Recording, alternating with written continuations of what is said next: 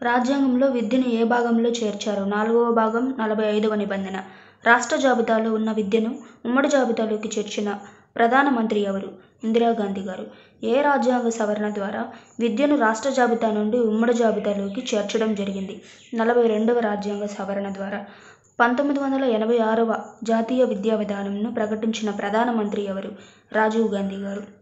మన భారతదేశంలో తొలి జాతీయ విద్యా కమిషన్ ఎవరి నేతృత్వంలో ఏర్పాటు చేయబడింది? దౌలత్ సింగ్ కొఠారి.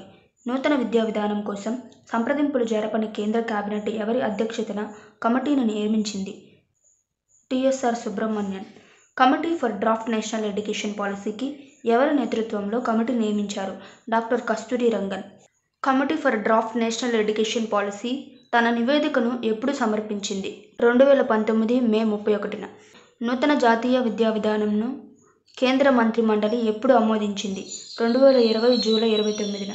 ఎన్ఈపీ 2020 ప్రకారం ప్రతి పాఠశాలలో ఉపాధ్యాయ విద్యార్థి నిష్పత్తి ఏ విధంగా ఉంటుంది? 1:30గా ఉంటుంది. ఎన్ఈపీ 2020 ప్రకారం సామాజికంగా ఆర్థికంగా వెనుకబడిన ప్రాంతాలలో ఉపాధ్యాయ విద్యార్థి నిష్పత్తి ఏ విధంగా ఉంటుంది? 1:25గా ఉంటుంది. నూతన విద్యా విధానం ప్రకారం పునాది దశ వయసు ఎంత? 3 నుంచి 8 సంవత్సరాలు. ఎన్ఈపీ 2020లో పాఠశాల విద్యను ఎన్ని భాగాలుగా చేశారు? 8 భాగాలుగా చేశారు. ఎన్ఈపీ 2020లో ఉన్నత విద్యను ఎన్ని భాగాలుగా చేశారు? 10 భాగాలుగా చేశారు. ఎన్ఈపీ 2020 ప్రకారం మధ్యస్థాయి వయసు ఎంత? 11 నుంచి 14 సంవత్సరాలు.